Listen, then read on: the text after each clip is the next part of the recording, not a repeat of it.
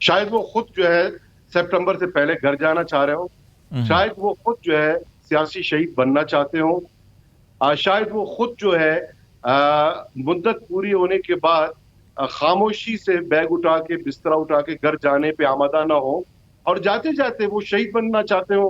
PTI के काफी कारकुनान, हम्म। उनकी जो लीडरशिप है, उन पे केसेस हैं, जेलों हम्म। में हैं।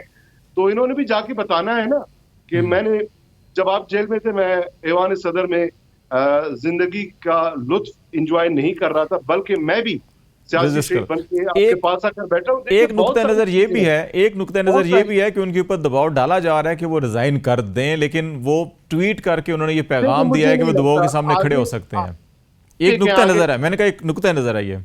बिल्कुल है, बिल्कुल हो सकता है। अगर दबाव वाला मामला है तो 1.5 साल पहले इस तरह की सूरत, इससे ज्यादा गंभीर सूरत उनके मनसब के लिए बना।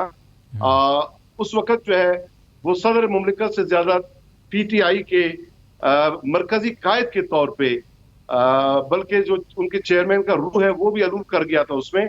फ्रंट पे आके उनके स्टेटमेंट्स देखें, मीडिया टॉक्स देखें, उनके इंटरव्यूज देखें, ज्वाइंट सेशन में उनका खिताब देखें, उनके ट्वीट्स देखें, वो एक एक्टिविस्ट के तौर पे सामने तो आए थे। हम्म। तो उस वक्त कोई ऐसा दबाव नहीं बढ़ा उनको निकालने के लिए, कि बहुत सारा वक्त बाकी रह गया था।